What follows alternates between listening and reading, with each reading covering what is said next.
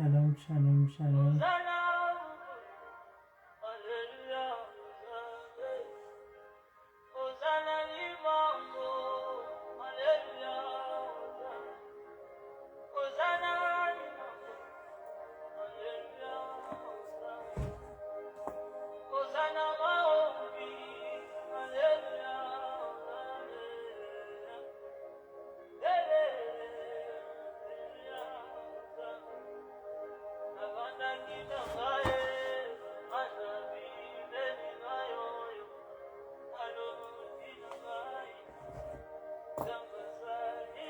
Père des bontés, éternel Dieu, Papa, je te dis merci, je te glorifie. Seigneur, merci pour ton amour. Ton amour au milieu de nous. Toi qui nous as fait grâce d'être appelés parmi des vivants. Merci Père pour le souffle de vie que tu nous as donné aujourd'hui. Merci éternel Dieu de nous sélectionner. Merci éternel Dieu de nous faire grâce de vivre encore cette journée afin que nous puissions nous repentir. Seigneur, merci pour ma vie. Merci pour la vie de mon frère et ma soeur qui est connecté et qui va se connecter après. Seigneur, que toute la gloire te revienne. Toi qui décides. Toi qui as décidé, Seigneur, pour nos vies aujourd'hui, nous te disons merci. Éternel Dieu, Papa, je viens me repentir pour les retards de laquelle que je me connecte ce soir. Seigneur, pardonne-moi. Toi qui connais ma vie plus que moi-même. Seigneur, aie pitié de moi, Seigneur. Pardonne-nous tous, Yahweh. Pardonne mon frère et ma soeur. Pardonne nos familles, notre entourage, notre église Ebenezer Adassa Ministry. Seigneur, aie pitié, que le sang des Seigneur Jésus-Christ qui a coulé à la croix de Golgotha, que le sang des Seigneur Jésus-Christ nous purifie, nous tous, nous lave, Yahweh, enlève tout ce qui est d'iniquité dans nos vies, que ton sang, Yahweh, prend contrôle du début jusqu'à la fin de ce programme, que ton sang, Yahweh, purifie l'Internet, purifie le téléphone, purifie tout ce que je vais utiliser pour conduire ce moment du début jusqu'à la fin. Que ton sang, Yahweh, frappe d'aveuglement tout ce qui se connecte pour perturber l'Internet, pour mettre la confusion dans ma bouche, pour me distraire. Que le sang des Seigneur Jésus-Christ le neutralise au nom de Jésus. Cher Saint-Esprit de Dieu, toi qui habites en nous, toi qui nous as donné nos forces, toi qui nous as donné nous tous la force de se mettre debout, d'aller au travail, à l'école. Nous voici encore ce soir, nous voici encore maintenant connectés dans notre programme de Gotelden. Cher Saint-Esprit de Dieu, prends ma bouche, prends le contrôle de mon âme et mon esprit et corps. Du début jusqu'à la fin. Cher Saint-Esprit de Dieu, remplis-moi de ta puissance, remplis-moi de ton autorité, remplis-moi de feu, mets le feu dans ma bouche, mets le feu, Yahweh, dans ma bouche pour partager ce message glorieux qui va nous tous préparer au retour glorieux des Messie. Cher Saint-Esprit de Dieu, transforme mon flamme de feu, transforme l'Internet, transforme le portable, tout ce qu'on utilise, Seigneur, pour faire passer le message ici dans Gotelden, que ça soit transformé en flamme de feu. Oh cher Saint-Esprit de Dieu, fais tomber toutes les écailles de nos yeux, fais tomber d'aveuglement, là où on était aveuglé pour ne pas voir l'amour de Dieu, là où on était aveuglé pour ne pas comprendre que le Messie revient réellement, là où on était tous aveuglés pour ne pas comprendre qu'il est temps de donner nos vies au Seigneur Jésus-Christ. Il est temps de préparer le chemin. Cher Saint-Esprit de Dieu, touche le cœur de chacun de nous. Prépare-nous tous en écoutant ce message au retour des Messies. Donne la paix là où il n'y en a pas la paix. Cher Saint-Esprit de Dieu, prends contrôle du début jusqu'à la fin. Que moi je disparaisse et toi tu apparaître. Par le nom puissant du Seigneur Jésus-Christ, j'ai ainsi prié et nous disons Amen. Amen. Amen. Allez. Soyez tous bénis. J'élève le nom de Dieu le Père, le nom d'Éternel Dieu le Père. C'est lui qui décide. C'est lui qui nous a donné la vie, nous tous aujourd'hui. Je viens lever le Seigneur Jésus-Christ, lui qui nous a sauvés par son sang, lui qui nous a sauvés par son amour qu'il a manifesté à la croix de Golgotha. Que le nom du Seigneur Jésus-Christ soit élevé. Je viens dire merci au Saint-Esprit de Dieu pour son amour. Lui qui nous donne, nous tous, la force de se connecter, de mettre la parole de Dieu en pratique, de continuer dans la vie de la repentance et sanctification qui n'est pas facile. Mais grâce au Saint-Esprit de Dieu, nous sommes tous là dont Ebenezer Adassa Ministry. Je demande à notre Dieu de protéger notre papa Ovessi Nathanael Banza et notre maman archevêque Mireille Adassa Banza pour leur amour qu'ils manifestent en nous, pour leur amour qu'ils manifestent à l'Église. Que l'Éternel Dieu les garde fidèles jusqu'à l'enlèvement de l'Église. Que l'Éternel Dieu protège aussi le puissant prophète Dr David O'Or, ainsi les pasteurs, ainsi les bishops, signons pasteurs, servantes, serviteurs de Dieu, dont Ebenezer Adassa. Que l'Éternel Dieu me garde fidèle à lui jusqu'à l'enlèvement de l'Église. Je suis la sœur Patricia Misemba. Le Seigneur Jésus-Christ m'a visité. Le Seigneur Jésus-Christ a changé ma destinée. Le Seigneur Jésus-Christ a vu la vie surtout de la jeunesse depuis son trône. Et il a décidé de nous sauver. Il a décidé aussi que la jeunesse puisse rentrer au ciel. Mais comment faire pour rentrer au ciel? Le 16 février 2023, le Seigneur Jésus-Christ a dit, va leur dire. Va dire à la jeunesse de se préparer. Va dire à l'Église de préparer le chemin. Parce que l'un de mes pieds est déjà sur terre. Et il a dit, la guerre arrive. La guerre arrive. Pour que nous soyons sauvés par le Seigneur Jésus-Christ, nous devons faire la vraie repentance. Nous devons faire la volonté du Seigneur Jésus-Christ, rien que sa volonté. Nous devons chercher la paix avec tous. Et la sanctification sans laquelle personne ne verra le Seigneur. Hébreux 12, verset 14.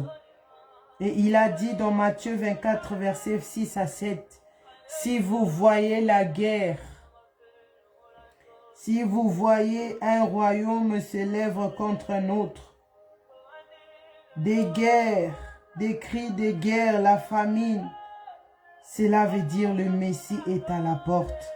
Cela veut dire il est temps de changer la direction. Cela veut dire il est temps de se préparer parce que l'un de ses pieds est déjà sur terre. L'un des pieds du Seigneur Jésus-Christ est déjà sur terre. C'est pour cela qu'il a envoyé ce message par les billets de puissant prophète Dr David O'Or que notre maman archevêque Mireille Adassa Banza nous a donné la restauration de l'autel de Dieu. La restauration de l'autel de Dieu. Par la grâce de Dieu, que le Saint-Esprit de Dieu prend contrôle de l'Internet surtout. Vu que la dernière fois, on ne pouvait pas continuer parce que l'Internet coupait. Mais que le Saint-Esprit de Dieu prend contrôle.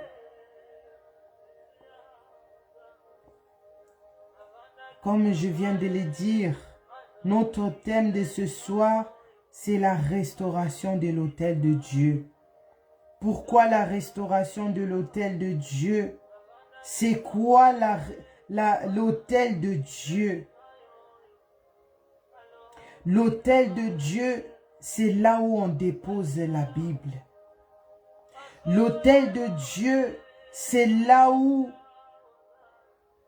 l'Éternel Dieu descend pour parler à son peuple. Comme là maintenant, je suis assise dans ma chambre. Quand je me connecte comme ça pour Go Tell Them, ce lieu ici se transforme en hôtel de Dieu. Et Dieu descend. Et Dieu descend pour donner le message. Et Dieu descend pour nous visiter. Alléluia. L'autel de Dieu, c'est là où on dépose la Bible dans l'église. L'autel de Dieu, c'est là où l'Éternel Dieu parle à son peuple. L'autel de Dieu, c'est là où l'Éternel Dieu visite ses enfants.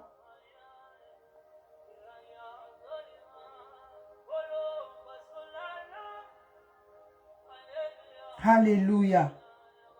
L'autel de Dieu, c'est là où on écoute la vraie parole. C'est là où est censé à écouter la vraie parole.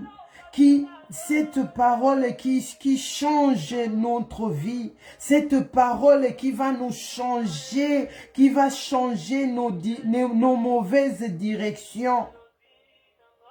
Parce qu'on vivait comme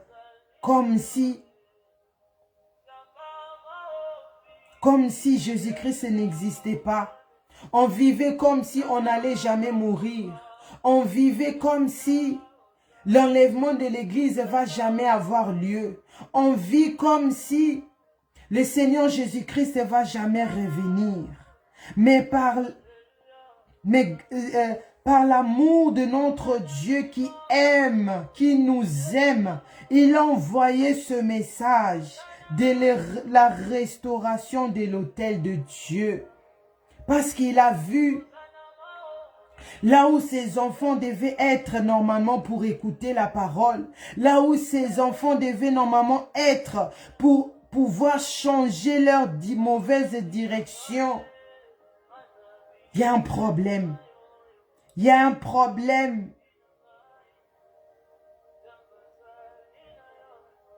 Il y a un problème.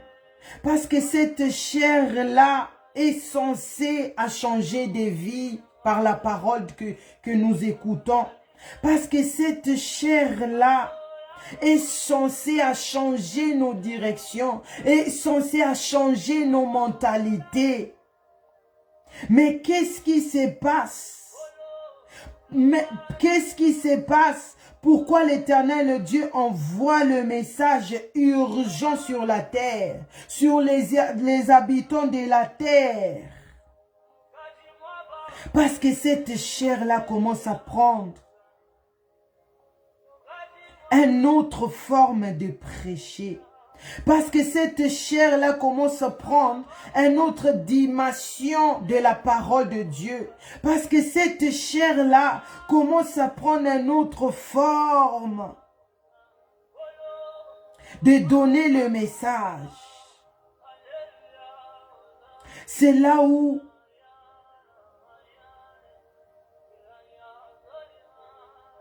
et cette chair-là, chair-là qui est déviée, cette chair-là maintenant qui a pris une autre forme, c'est là qui fait maintenant nous avons deux différentes chairs. La chair qui est luxueuse, en glace, en verre, et l'autre chair qui est en bois, qui est simple. Et l'autre chair là en glace qui est luxueuse. C'est beau à voir. C'est beau à voir. Mais la matière à l'extérieur de cette chair là que nous voyons, la matière qu'on a formé cette chair là n'est pas solide. Cette matière-là n'est pas solide pour bien comprendre, pour bien rentrer dans le message. Nous avons vu dans Genèse 1, verset 26. Nous avons vu l'Éternel Dieu quand il a créé l'homme et la femme. Quand il a créé l'homme, c'était pour des bonnes choses. C'était pour que l'homme vive pour l'éternité. C'était pour que l'homme puisse adorer son Créateur. C'était pour juste...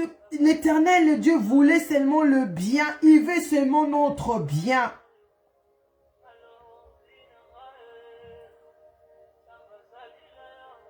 Il veut seulement notre bien. Et quand l'homme dans Genèse 3, nous allons lire, nous allons ouvrir nos Bibles dans Genèse 3, versets 21 à 23. Genèse 3, versets 21 à 23. Quand Dieu nous a créés, dans Genèse 1, verset 26, mais après, à cause du temps, après l'homme a désobéi. L'Éternel Dieu avait interdit à ne pas toucher au l'arbre de vie, mais l'homme a désobéi. Et quand l'homme a désobéi, regardons ce que la parole de Dieu dit dans Genèse 3, verset 21 à 23. La Bible dit, l'Éternel Dieu fit à Adam et à sa femme des habits de peau et il les a revêtis. Verset 22, l'Éternel Dieu dit, voici l'homme est devenu comme l'un de nous pour la connaissance du bien et du mal. Empêchons-le maintenant d'avancer sa main, de prendre de l'arbre de vie, d'en manger et de vivre éternellement.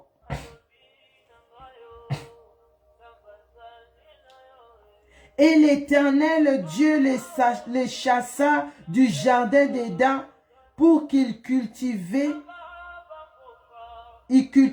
la terre d'où il avait été prise. Donc là, quand l'homme a désobéi à la parole de Dieu, l'Éternel Dieu a chassé l'homme. L'Éternel Dieu a chassé l'homme. Pourquoi il avait chassé l'homme? Parce que l'homme n'a pas rendu compte la matière que l'Éternel Dieu avait utilisée pour nous créer. La matière était très solide, la matière était puissante, la matière était sainte, la matière était très forte. Mais quand l'homme n'a pas pris conscience, quand l'homme a désobéi de cette grâce, c'est là où la mort est rentrée. C'est là où nous étions livrés à nous-mêmes.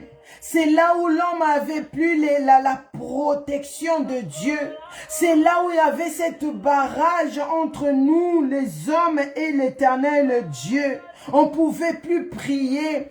L'Éternel Dieu ne pouvait plus exaucer la prière de quelqu'un. Et la personne qui était digne pour venir restaurer l'autel de Dieu qui est d'abord notre corps, c'était le Seigneur Jésus-Christ. Dans Apocalypse 5, verset 1 à 5, il s'est trouvé digne de venir remettre notre vie, cette confiance, cet amour envers nous, envers les hommes et Dieu le Père. Alléluia. C'était le Seigneur Jésus-Christ qui est venu restaurer l'homme, qui est venu restaurer notre vie. Par sa mort à la croix de Golgotha, par sa salvatrice à la croix de Golgotha, c'est là où le Seigneur Jésus-Christ est venu restaurer l'homme. Donc là, ça veut dire La personne qui nous a restaurés, c'était l'Éternel Dieu premièrement.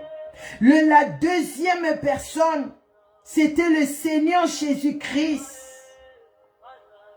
Là où nous pouvons comprendre, l'homme, nous étions restaurés 2 fois déjà. C'est le Seigneur Jésus-Christ qui est venu à notre secours. Et nous allons ouvrir nos Bibles dans Jean 12.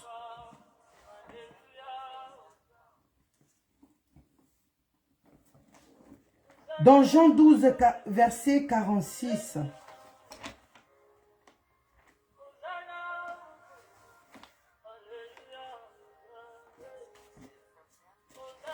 Jean 12, verset 46.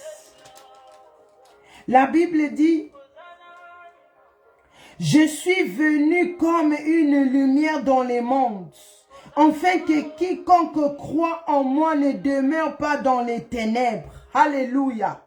C'était la parole de Dieu. C'était la parole du Seigneur.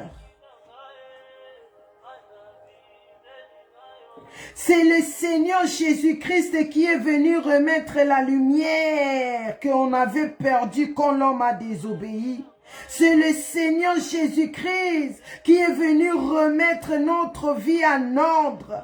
Parce que notre vie était condamnée, notre vie est demeurée dans les péchés. C'est le Seigneur Jésus-Christ maintenant qui est venu enlever ces ténèbres-là. Parce que quand l'homme a désobéi, quand l'Éternel Dieu nous a jeté l'homme des jardins d'Éden, c'est là où maintenant les ténèbres est rentré. C'est là où le malheur est rentré. C'est là où la mort est rentrée. Et ici dans Jean 12, la Bible dit, Jésus-Christ qui était trouvé digne, dans Apocalypse 5, verset 1 à 5, nous voyons qu'il ne s'est pas seulement arrêté à donner les promesses, il est venu aussi ici sur terre physiquement. Il a pris la forme de l'homme.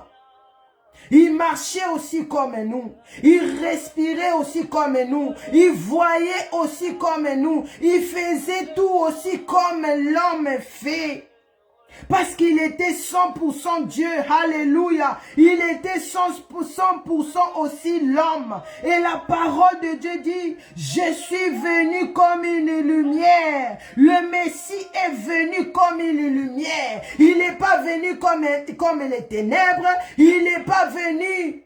Il n'était pas venu pour détruire. Il n'était pas venu pour juger, mais il était venu pour restaurer. Il était venu pour remettre cet amour entre les hommes et Dieu le Père. Il est venu remettre cette confiance-là. Si aujourd'hui l'Éternel Dieu amenons cette confiance-là vers l'homme, la personne qui a remis cette alliance-là, la personne qui l'a rendu capable, c'est le Seigneur Jésus-Christ. C'est l'homme qui dit, je suis venu dans le monde, afin que quiconque croit en moi ne demeure pas dans les ténèbres. Cela veut dire, il n'est pas venu pour tout le monde. Il n'est pas venu pour tout le monde, pour éclairer leur vie. Mais il est venu aux personnes qui vont croire en lui. Alléluia. Il est venu chez les personnes qui regrettent vraiment, qui voient vraiment que non, l'Éternel Dieu m'avait lâché. L'Éternel Dieu m'avait jeté dans les jardins d'Éden. Mais il reconnaît leur péché. Il reconnaît que le Messie s'est trouvé digne. Lui qui est Dieu, lui qui est puissant, lui qui est saint. Mais il s'est fait rien du tout. Alléluia. Il s'est fait pauvre. Il n'avait même pas une maison à lui. Il dormait. La Bible dit. Il a pris, comment on dit, Libanga. Il dormait sur un caillou. Il n'avait même pas une belle maison comme nous ici. Nous avons notre lit, nous avons la chambre, nous avons tout. Mais lui qui est digne, lui qui est Dieu, il n'avait rien du tout.